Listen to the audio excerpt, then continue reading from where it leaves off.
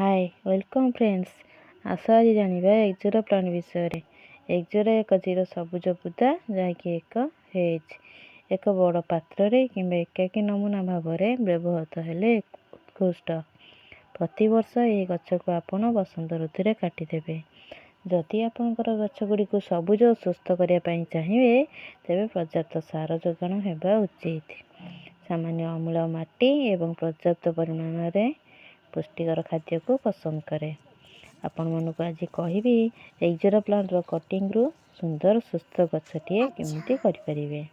प्रथम आप गोटे एक्जोर प्लांट कटिंग नहीं जातु तापर ताकू 3 ରୁ 4 इंच साइज रे काटी दियंतु। यार विभिन्न प्रकार कलर अच्छी आपन जेकोसी कलर पसंद आपन नहीं पारिबे। आपन किसी साधारण माटी नियंतु से किसी कंपोस्ट खत किंबा गोबर खत मिसाई देबे।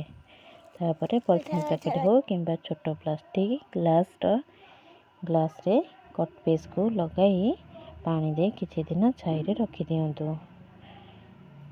आउ किछि कट पीस को आपण पानी बोतल रे रखंतु।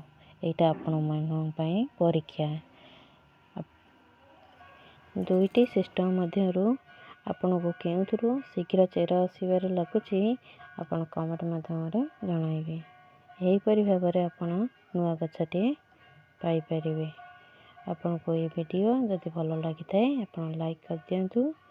जहाँ भी किसी जानिबार अछि आपण मते कमेंट माध्यम रे जणाई परिबे। धन्यवाद।